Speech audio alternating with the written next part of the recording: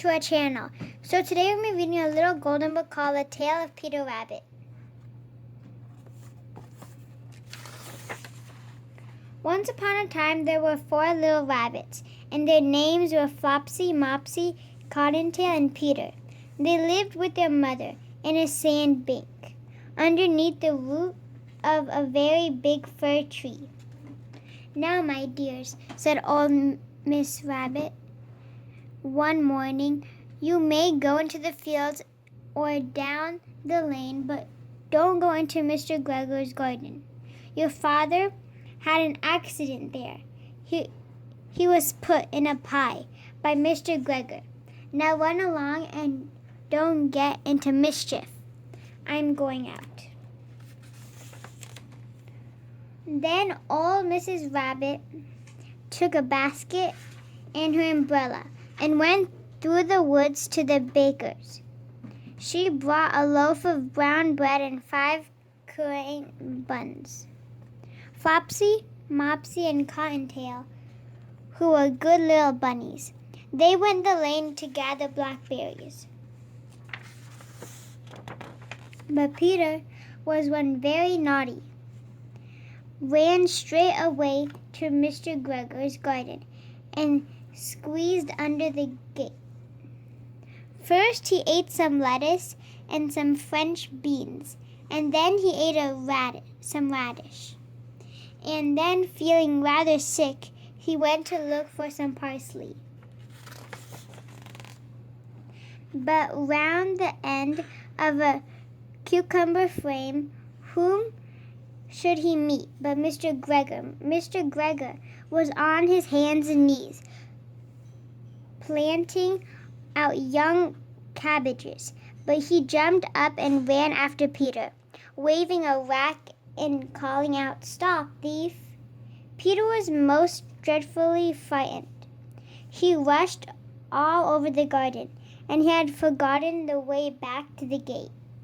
He lost one of his shoes among the cabbages, and the other shoe among the potatoes.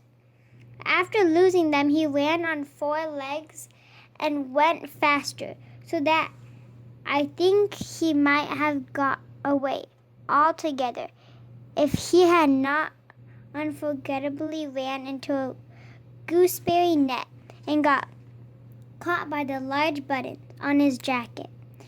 It was a blue jacket with brass buttons, quite new. Peter gave himself up for lost and shed big tears, but his sobs were overheard by some friendly sparrows, who flew to him in great excitement and implored him to exert himself. Mr. McGregor came up with the sieve, which he intended to pop upon the top of Peter. But Peter wriggled out just in time, leaving his jacket behind him, and rushed into the tool shed and jumped into a can.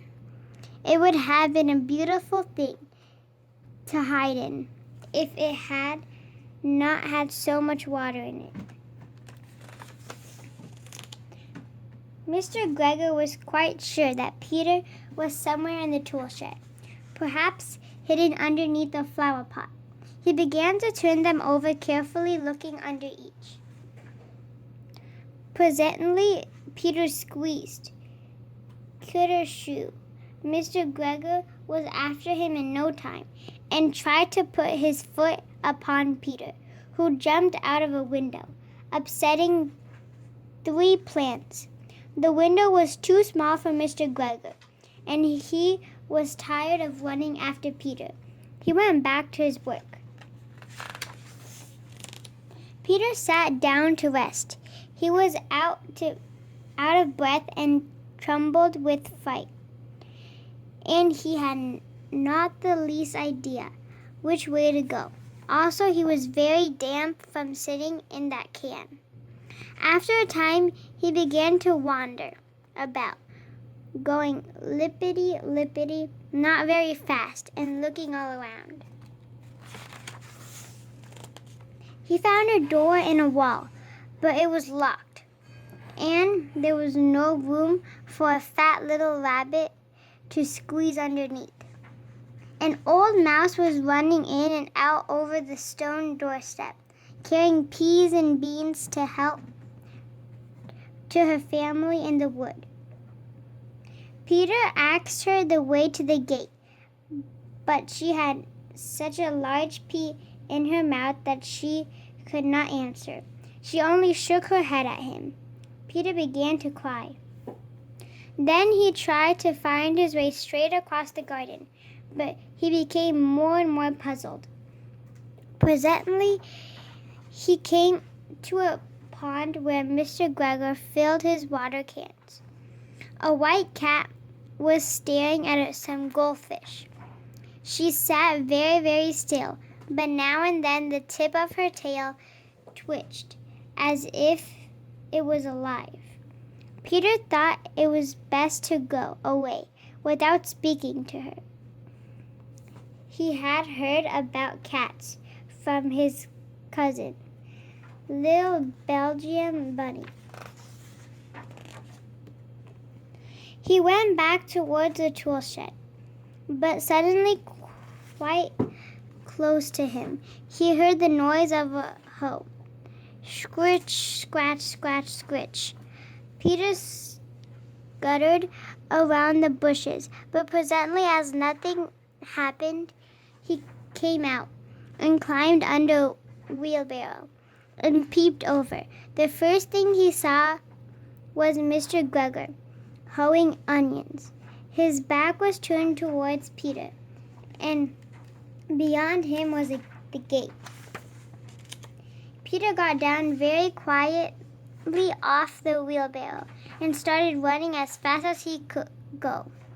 Along a straight walk behind some black currant bushes, Mr. McGregor caught sight of him at the corner, but Peter did not care. He slipped underneath the gate and was safe at last in the wood outside the garden. Mr. McGregor hung up the little jacket and the shoes for a scarecrow to frighten the blackbirds. Peter never stopped running or looking behind him till he got home to the big fir tree. He was so tired that he flopped down upon the nice soft sand on the floor of the rabbit hole and shut his eyes. His mother was busy cooking. She wondered what he had done with his clothes.